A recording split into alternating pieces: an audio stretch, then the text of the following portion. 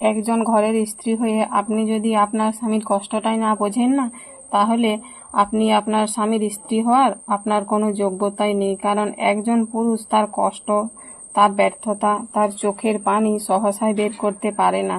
কারণ একজন পুরুষ তার কষ্টকে সবার সামনে তুলে ধরতে পারে না এবং এই কষ্টগুলো খুব চাপা হয়। মেয়েদের মতন তারা সব জায়গায় যখন তখন যেখানে সেখানে গিয়ে বলতে পারে না, তাদের কষ্টগুলো তাদের ভিতরেই থাকে। আপনি ঘরের স্ত্রী হয়ে আপনি যদি আপনার স্বামীর অবস্থান, মনের কষ্ট, কারণগুলি বুঝতে না পারেন না, তাহলে আমি বলবো আপনার ঘরের স্ত্রী হওয়ার কোনো যোগ্যতাই নেই আপনার।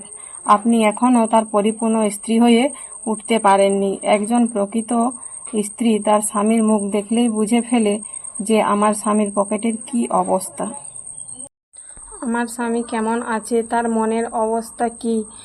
একটা কথা সব সময় মাথায় রাখবেন, সেটা হলো আপনার স্বামী যখন সারাদিন কাজ করে ঘরে ফিরবে তখন তার সামনে মলিন হয়ে থাকবেন এবং নিজেকে পরিপাটি রাখবেন। তাহলে সারাদিন সে যে খাটুনির পর আপনাকে দেখে তার মনে একটা স্বস্তি মিলবে। আর কখনো স্বামী ঘরে ঢোকার সঙ্গে সঙ্গে নালিশ করবেন না তার সামনে গিয়ে, এই তেল নাই, নুন নাই, পেঁয়াজ নাই, আদা নাই, আজ তোমার ছেলে এই করেছে, তোমার মেয়ে এই করেছে, আজ তোমার বাবা এই করেছে, তোমার মা এই করেছে।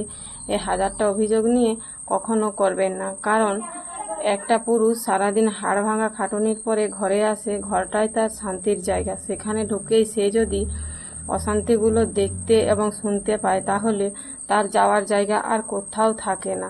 পুরুষ ঘরে থাকতেই চায় না, কারণ ঘরে ঢুকলেই যে অশান্তির অভিযোগ, তার অশান্তিগুলা নিজ হাতেই তার পরিবারের মানুষগুলাই তুলে দেয়। হ্যাঁ, শুনতে খারাপ লাগলেও বাস্তবে কিন্তু এইটাই সত্যি হচ্ছে।